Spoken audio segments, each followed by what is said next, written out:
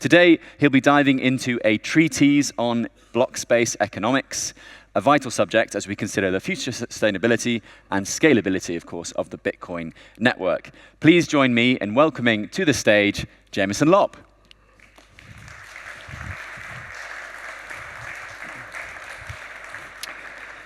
Buongiorno, Lugano. I hope you all have your thinking caps on because this is your trigger warning. There will be some interesting and thought-provoking ideas that I talk about today. And what is today? It is October 26, 2024. The block height is 867,412, and we are currently clearing transactions out of the mempool as low as 2 satoshis per virtual byte. So, today I'm going to talk about block space and block size. Those of you who have been around since the 2017 era scaling wars may have some trauma and PTSD, but I would urge you to not allow your emotions to override your logic with the ideas that I'm going to be talking about today. And why do I want to talk about block size today? Nobody else is talking about it, as far as I'm aware. That's actually exactly why I think it's a good time to talk about it. Lately, I've been going around giving presentations about my extremely long-term outlook on Bitcoin and certain problems that I believe will arise, not today, not tomorrow, not even several years from now, but decades in the future. So this is an issue that I believe is going to come up again, and I think it makes sense for us to just start talking about it while it's not a crisis and while nobody is extremely emotional. So what was the block size debate? Back in 2015 through 2017, we essentially spent several years talking about one core issue, and that was, should Bitcoin be optimized for a low cost of full system validation, also known as running a full node, or should it be optimized for a low cost of transacting on-chain, a low fee rate for creating Bitcoin transactions? Now, anyone who is aware of the outcome of that debate is, I think, quite clear that the former won out over the latter. And so we kept the blocks on the smaller size, and we've kept the cost of running a node fairly low. And over the years, the fees on-chain have been volatile and gone up and down. Right now, they're actually quite low. But I believe that the next block size debate is going to be about something slightly different. And I think that what this is going to come down to is really the cost of self-sovereignty. And that is, how do we maximize the number of people around the world who are able to use Bitcoin without trusted third parties in a permissionless manner? And when it comes down to things like block space, how can we attempt to do that without disrupting the game theory and the economic forces that keep this system sound? So I think what we have in front of us is a Goldilocks problem, that it's not just about small blocks versus big blocks. And so I refer you to this 2015 quote from Gregory Maxwell. And what did he say? He said, if the system is too costly, then people will be forced to trust third parties rather than independently enforcing the system's rules. If the Bitcoin blockchain's resource usage relative to available technology is too great, then Bitcoin loses its competitive advantage compared to traditional systems. And that's because the cost of a node would be too high. The average person would be priced out of running a node, enforcing the rules, and validating the system. And so that would be bad. It would force trust back into the system by basically economically pushing people into using trusted third parties. Now, that was, I would say, the main crux of the 2017 era block size debate. But what was not given much attention, and what I want to bring attention to today, is this next sentence. If capacity is too low and our methods of transacting too inefficient, then access to the chain for dispute resolution will be too costly, once again pushing trust back into the system. So what is Greg saying here? He's saying that even if the cost of running a full node is really low and low enough that almost anyone can do it, if the cost of actually making those on-chain transactions for whatever purpose, perhaps even for things like opening and closing Lightning channels, if that's too high, once again, we will economically be pushing people back into using trusted third parties. I would argue you can see a little bit of that today happening with Lightning and the fact that a lot of people are using Lightning custodially. So here's another trigger warning for you. And I think this is actually the wrong question of what is the right block size, or at least the way that we approached it in the previous scaling debates was not sufficiently nuanced. And in case you can't read it, Lightning white paper says 133 megabyte blocks required to support global Lightning adoption. And if people had actually read the entire 60-page Lightning white paper, they might be a little bit upset about that. Of course, there's a number of assumptions that are baked into that number. What does the Lightning white paper say? It says, if we were doing everything on-chain under certain assumptions with transaction size and you're doing two transactions per day per person, then we would require 24 gigabyte blocks. And that's like best case scenario. Now, obviously, this is ridiculous. This is like BSV level block sizes. What would happen? Well, obviously, that would price out almost everybody except for the largest enterprises from running a node, and we would highly centralize the network. That would greatly disrupt a lot of the governance and game theory of the network and the protocol. It goes on to say, if we were doing all of these transactions for 7 billion people, and we assume that they do 2 channel opens and closes per year, then we would need 133 megabyte blocks in an optimal scenario.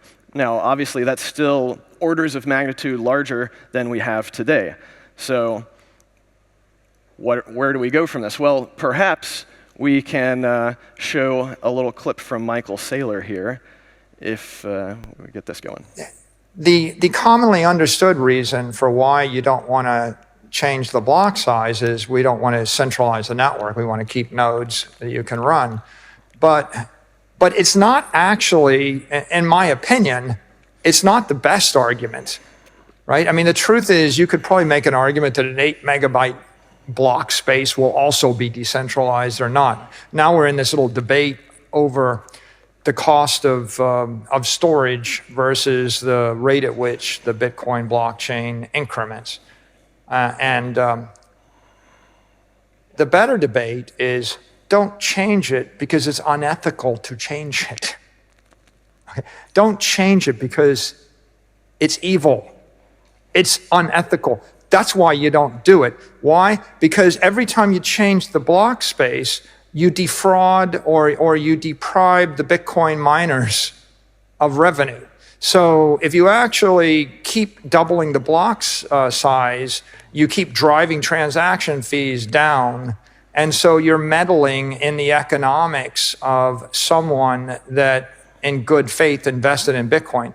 If I invested all of my life savings in Bitcoin mining.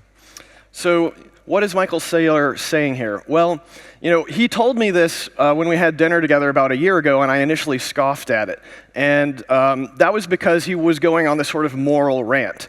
But I realized he actually had a good point. Even though I disagree with some of his conclusions, and he's basically saying we can never change the block size, I believe that we should consider the fact that this is an issue of miners and their revenue. And it's not just about, of course, the miners making money. It's about thermodynamic security. It's about protecting the network. So what he's really saying is we don't want to disrupt the economic game theory that creates a robust fee market. And so what I've tried to do here with this chart is show you how this basically works. And so over here, this is like the total demand for block space.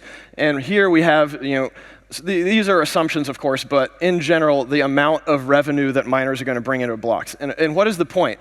Well, if we have a 1 megabyte block limit over here, then as soon as we have more than 1 megabyte of demand, we start to have a fee market, and essentially the fees go exponential. But if you have a 10 megabyte limit, then as long as there is anything less than 10 megabytes of demand, then the fee market it really bottoms out, and you can basically get into these blocks with the minimum 1 Satoshi per virtual byte. So it's not until you hit this inflection point where there's at least 1 byte more demand than there is supply for block space that the fee market starts to take off. And so if you extrapolate this out, say we have 100 or 133 megabyte blocks, this is really problematic because we're only getting a linear increase in miner fee revenue at the very minimum relay fee. So basically, if we're going to start to talk about increasing the block size to allow for more throughput, to allow for Bitcoin to grow along with technological progress, then we have to be very careful not to do what Michael is warning us about, which is we don't want to screw enough with it that we create so much supply that there's not enough demand to meet it, because that just causes the fee market to bottom out. And this is bad for miners, their revenue, and it's bad for the entire network thermodynamic security. So what is my takeaway from this? Well, I think this is a well-known issue.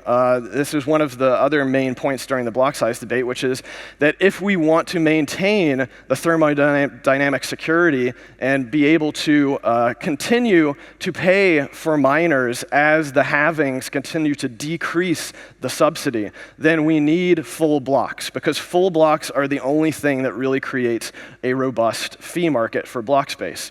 And there's also some other cyclical issues going on here. This has to do somewhat with layer 2, somewhat with generally how transactions are constructed by different wallets and providers on the network. And that is basically that when you have really high fees, that incentivizes people to use block space more efficiently, perhaps by batching transactions together, perhaps by looking for off-chain solutions, in some cases, perhaps by using networks other than Bitcoin. But then as people start to use block space less or more efficiently, that creates a low-fee environment. And what does that low-fee environment do? It incentivizes people to use block space inefficiently again, and we go around and around and around. And I think that this cycle is probably going to continue in perpetuity. So it's just something that we need to be aware of. The fee rates, I believe, are going to continue to be volatile for the foreseeable future. Now, we had many different Bitcoin improvement proposals in the 2015 to 2017 era, and I think they all had flaws. There's very good reasons why none of the block size increase proposals got passed. And so, quick run through of some of those. BIP 100 was this miner voting thing where basically 75% of the hash rate could change the block size up to 5%. I think this is problematic, mainly because it gives miners way too much power. It disrupts some of the balance of power in governance of the protocol. Also, if you actually do the math, these 5% biweekly increases could nearly triple the block size on an annual basis, and this could sort of be a runaway effect. Once again, this could disenfranchise the node operators. BIP 101, it was a really simple double the block size every few years, but it became even more outrageous because you end up with a potential max block size of 8 gigabytes. Once again, this is like a BSV level block size at which there's probably only going to be a few dozen large enterprises that are running full nodes. 102 was safer, more conservative, just a one-time doubling. And that would have been okay from a network decentralization standpoint if you don't think about all of the ramifications of doing a hard fork. But it's problematic because it's kicking the can down the road. I think that one thing that we must absolutely avoid is just pulling numbers out of thin air and saying this should be the block size going forward. 103, this was actually Peter Wulla, I think, one of the better block size improvement proposals because it actually had baked in some natural laws of technological progress. And it was basically like, this is a decent safety limit where if we only increase the block size by this much per year, then we're probably not going to disenfranchise many people because the cost of hardware and other resources is deflationary. And so it should prevent people from getting priced out from running a node. And there was some good rationale there. It's sensible, but along with all of the other block size proposals, it did not actually address any of the economic issues that I just talked about a few slides ago. 104 is a similar type of thing where we're just looking to keep some headroom, and this is based on looking at previous blocks in the past couple of weeks. And this is problematic because this was actually how I originally thought of block size, because I came from a large distributed systems environment where you always want to have overhead. But if you're always having overhead and extra supply, then as we've seen on that chart, you're basically aborting the fee market before it ever has a chance to develop. So this is not good from a sustainable thermodynamic security standpoint. Also, anything that is based upon what is in the blocks is potentially gameable by miners, because they can stuff blocks full of transactions at essentially no cost to themselves. 105 is another type of miner voting. Once again, this is problematic because the miners can essentially do whatever they want and not care about the full node operators. And also, it's a sort of kicking the can down the road, because we could run into another hard issue in 1 year. So 107 was kind of a combination of 3 different things, but once again, magic numbers, doesn't address economics, and it could potentially triple the block size on an annual basis, leading to runaway growth. So Bitcoin is not the only system that we can look at. In fact, there are a number of other systems out there that have dynamic block size adjustments. Bitcoin Cash is using this exponentially weighted moving algorithm. So once again, it's looking at the previous blocks and saying, how do we have more overhead? This is a problem because they're effectively preventing a market for fees from ever forming. Dash has this masternode governance, which is essentially like a proof of stake. So it's basically like, oh, the wealthy people in the system who have masternodes get to vote and decide, and they don't care what the node operators think. Ethereum has a miner voting thing. Once again, don't like giving the miners even more power than they already have. I would say Monero has one of the more interesting ones from an economic standpoint, and that's that it is kind of miner voting, but the miners can only increase the block size if they're also increasing the transaction fee. So that somewhat offsets the issue that I've been talking about so far. So we have to ask, should miners get to decide this? I think no. I think most people would agree no. We don't want to disrupt the balance of power. Should block size be based purely upon attributes of recent blocks and transactions? Maybe, but we have to be very careful about this. And I have some ideas. I think that optimistically, depending on how you set up the rules in the game theory, it should be possible to offset the ability for miners to essentially game the rules that you're creating in their own favor. But this will mostly come down to how we allow them to pay and collect the fees that result from having more block space. So we have to think about all the different stakeholders, not just the miners. What's the best for nodes? Well, here is some results of sync performance tests that I've done over the years. And essentially, what we have is Bitcoin Core version 0.8, 0.9. This is like as you're getting further and further into newer versions of Bitcoin Core, we can see that the amount of time that it takes to sync to a given block is actually decreasing. Why is that? Technological progress, specifically at the software level. Bitcoin Core as a node is getting faster. So this means it's very nice. Like here's another way of looking at the chart that essentially over time, a node is either staying the same or getting slightly faster than the previous version of the node that came out. So that's a good thing. We want to see that happening. That basically means that we can be generally sure that the cost of operating a node is not going up. But that is mainly talking about the overall cost of syncing a node. There's a number of different resources that go into syncing a node. And this is things like the CPU cycles of doing the actual validation of the signatures. This is the disk space for storing and manipulating the blockchain. But of all of the different resource requirements, what I've found is that the real bottleneck is bandwidth. So here, we have some other research I did about 2 years ago where I wrote a script and I reached out and tried to connect to every node on the network that I could and request a bunch of blocks from it. And then I would basically time how long it took to get those blocks and figure out, what is the megabits per second of upstream that node is able to serve to me. And what I really found is, the vast majority of nodes have 20 megabits per second or less of upstream, which is not great.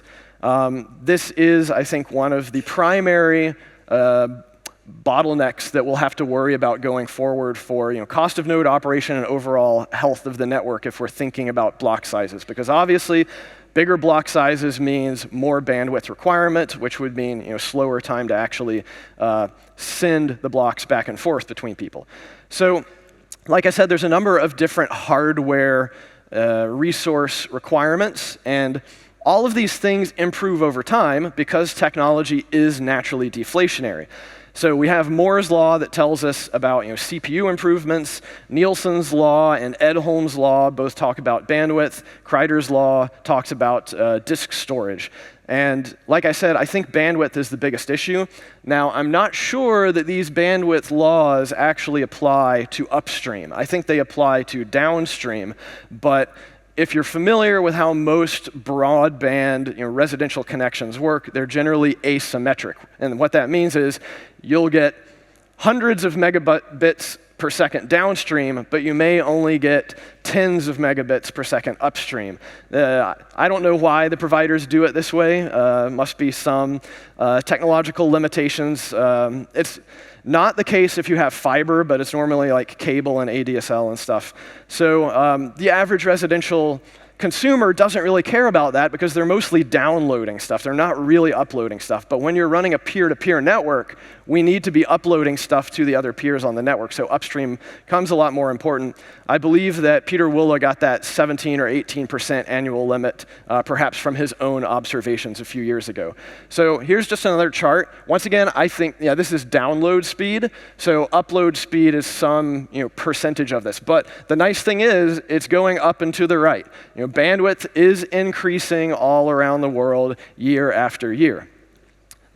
Now, another trigger warning, because a lot of people, I think, are vehemently anti-hard fork. We can never, ever hard fork. I think that on a long enough time frame, there will be reasons why Bitcoin needs to hard fork. And then if we're talking about stuff like trying to improve the economics of block space, that will probably also require a hard fork. There are certain things that you can do of changing the total block weight limit, but regardless, is a hard fork feasible?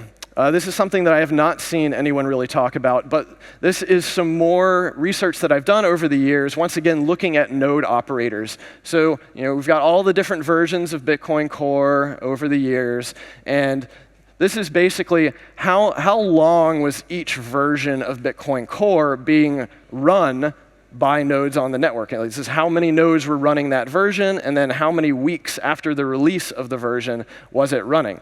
So as you're probably aware, software development has natural cycles. Bitcoin Core, for example, strives to do releases every 6 months, and I believe they normally support a release for like 2 to 3 years for security updates. So another way of looking at this is one of the reasons that people say we can't do hard forks is because, of course, anyone who's running a node and is not paying attention and does not update their software, they effectively get kicked off of the network if the entire network decides to upgrade in a non-backwards compatible fashion.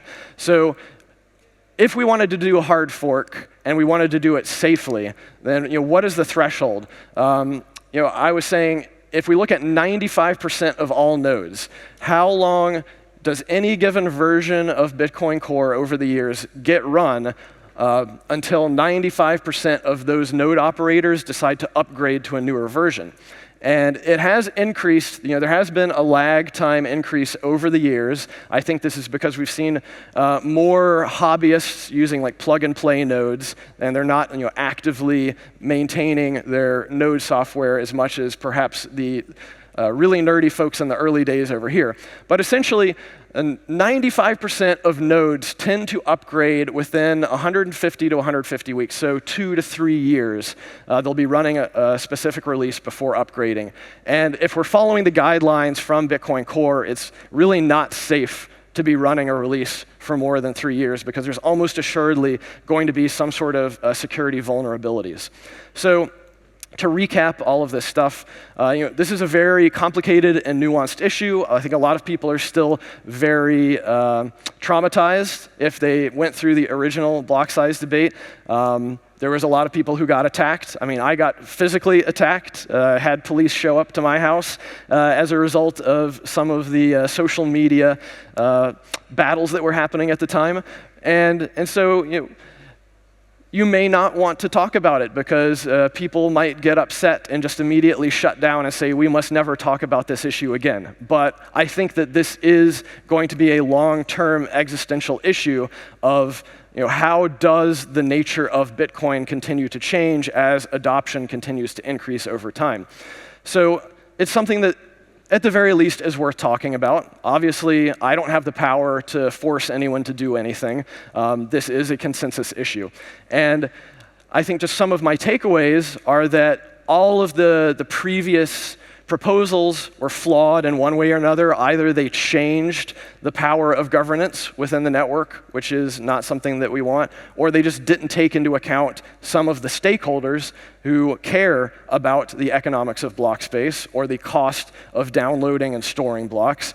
And others were just simply naive and said, oh, we'll just change it from one magic number to another magic number.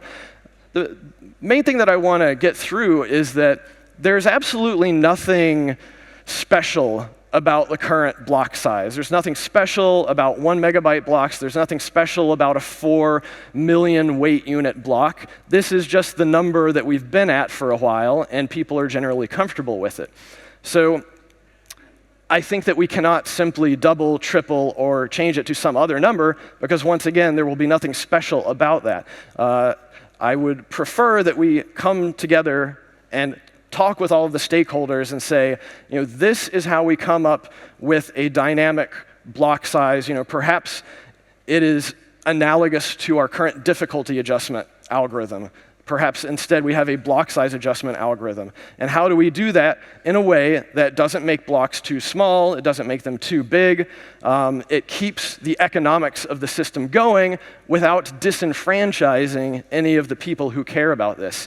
Some people laughed at Luke Dasher when he was actually going the other way during the block size debate, saying we need to make blocks smaller. And I'll be quite clear, he had no better or worse point with his preferred block size than anyone who said double or triple the block size. I think Bitcoin itself would have continued on just fine. It's the nature of the usage of block space is what would have changed. So we have a number of different issues at play here. We want to ensure a healthy fee market. I think we also want to incentivize innovation at other layers. That's why we do want there to be higher fees, because as we saw, high fees incentivize efficient usage of block space. But also, we don't want to just run away and create a ton of supply that causes the economic market for block space to bottom out, which was Saylor's main concern. So we need to be constrained within these safety limits of technological progress. And if we can do all of that, I believe that it is possible to have what we might call Goldilocks, and essentially the right size block at the right time based upon the nature and the usage of Bitcoin as it stands at any given point in time. And controversially, I think that a hard fork, if it is uncontroversial, if we get all the stakeholders together to agree that we can come up with an algorithm that appeases everyone, I think that hard forks that are pushed out sufficiently, 4, 5, 10 years in the future, are actually safe to do, just due to the natural rate of people upgrading their software. So why am I even talking about all of this? It's because the institutions are coming. And what I've seen from the institutional players, the traditional financial people who are mostly looking at Bitcoin from an investment perspective, not from a sovereignty perspective, they don't care about improving the protocol. They don't care about scaling the network. Why? They don't care about sovereignty and self-custody. And why would they? The only reason to even talk about improving the Bitcoin protocol is to do so for those who are using self-custody. If you're using a trusted third party, you're not using the Bitcoin protocol. You don't care, about all of these different aspects and economics and functionality of using the protocol because someone else is using the protocol on your behalf. Or most likely, if it's like an ETF or some sort of traditional financial asset that's just exposing you to the financial investment of Bitcoin, they're probably not hardly even using the Bitcoin protocol at all. So I think that we have to be aware that these people that are coming into the space, and obviously they bring along their own pros, I'm talking about the cons here, is that they don't necessarily have the same incentives as those of us who got into this for self-sovereignty, for creating a currency that is not going to be run at the behest of states or state-aligned institutions. So these particular type of entities are happy to let third parties hold their keys as long as they can get the financial exposure to Bitcoin. And that means that they're not going to have the same incentives as the rest of us. So I'm here warning you because I think the next block size debate is happening. I think that, as we talked about yesterday with ossification, that the future of the Bitcoin protocol is going to become a more main stage type of battle because we have a lot of people with a lot of money coming into the space that have very different incentives than those of us who have been here for a long time. So this is just something that I think we should be aware of, and all that I can do, all that any of us can do, is be cognizant of it and talk about it, because this is how we come to consensus. This is how we continue to move Bitcoin forward, by being observant, seeing what's happening with people who are using the network, people who may not care about using the network, and continuing to try to improve Bitcoin from as many different perspectives as possible while we still can, because ossification is inevitable. It's going to happen eventually. And the question is, how much can we continue to improve Bitcoin before it's no longer possible to coordinate? So thanks for listening, and I'm happy to talk with all of you offline and discuss some of these controversial issues in the coming days, weeks, months, years, and decades. Thank you.